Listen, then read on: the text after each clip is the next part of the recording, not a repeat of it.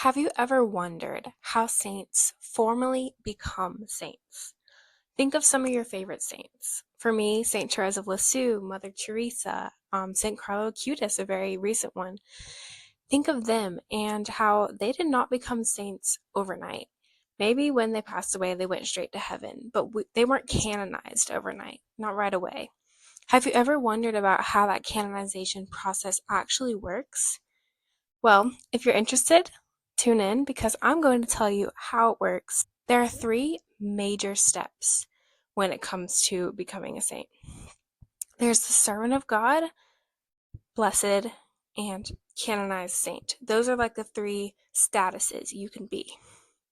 So, to begin, when somebody who is very holy has died, the local bishop of whatever diocese that person lived in can open an investigation of sorts into their life, where they are interviewing people who knew them to see how holy they were as a person, how they lived their life, collecting their writings, just learning a lot about that person and seeing and praying to see if that person seems like somebody who could really be a saint.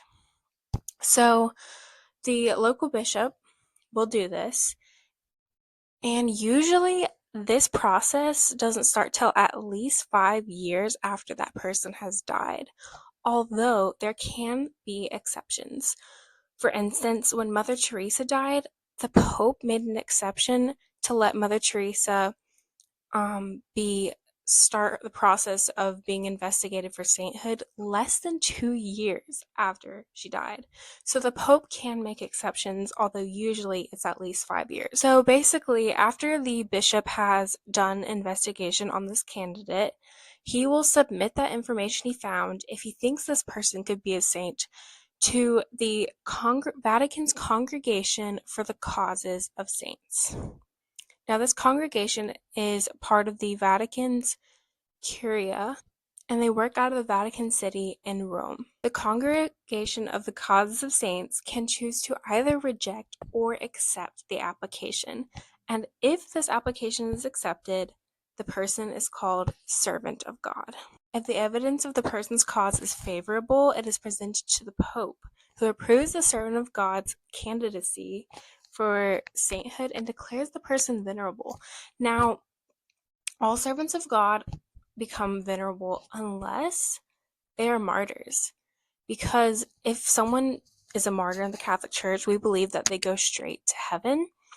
And so they don't need the next step, which is blessed, because the next step kind of proves that they're in heaven by there being a miracle in their intercession. So if someone's been martyred, died for the faith, then we know they're in heaven. So we go ahead, or I should say, the Pope goes ahead and declares them blessed. But otherwise, if you haven't died for the faith, but you're a servant of God, then you have to go through another step before you could be blessed. So on to the next step. Now, to be recognized as blessed, there has to be a miracle that has occurred because someone intercessed to this candidate now and asked them to heal somebody or whatever the miracle may be. It doesn't have to be a physical healing, but many times it is. Now, when it is a miracle that involves physical healing, the miracle has to be instantaneous, permanent, and complete while being scientifically unexplainable. Now, a group of independent doctors must first verify the miracles as being scientifically unexplainable. It goes through a long process to make sure people aren't just trying to push forward someone as a candidate when they really didn't commit a miracle. This is they're very strenuous about this process. When these conditions are met, the Pope will declare this candidate as blessed. And this whole process of becoming blessed is called beatification. On to our final step, sainthood, being canonized. This final step involves a second miracle. Now, this second miracle, whenever it happens, of course, there can be more than two miracles, but there has to be at least two. And the second miracle goes under the same verification process as the first miracle. And if this is done, then that person is declared a saint and canonized.